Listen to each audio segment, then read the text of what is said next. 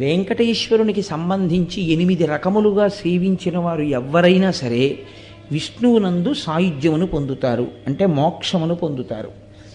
అది వెంకటేశ్వర స్వామి వారిని ప్రత్యక్షముగా పూజించగలగడం, అంటే ఆయనని ఒక మూర్తిలోకి ఆవాహన చేసి, అది ఫోటో అన్న భావనతో, అది ఒక మూర్తి అన్న భావనతో కాకుండా ఈయనే శ్రీ వెంకటేశ్వరుడన్న భావనతో సేవించగలుగుట. రెండవది ఆయనను స్మరించుచుండుట, వెంకటేశ్వరుని గురించినటువంటి స్మరణ. అందుకే స్మరణాత్ ఇష్టవర్షిణం. ఆ క్షేత్రం గురించి కానీ ఆయన గురించి కానీ స్మరణ చేసినంత మాత్రం చేత కోర్కెలు ఈడేరుతాయి. కాబట్టి స్మరించుట.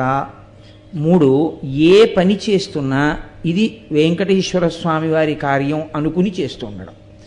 అలా అనుకుని చేసేటప్పుడు ధర్మ వ్యతిరేకమైన కార్యం చెయ్యడానికి అసలు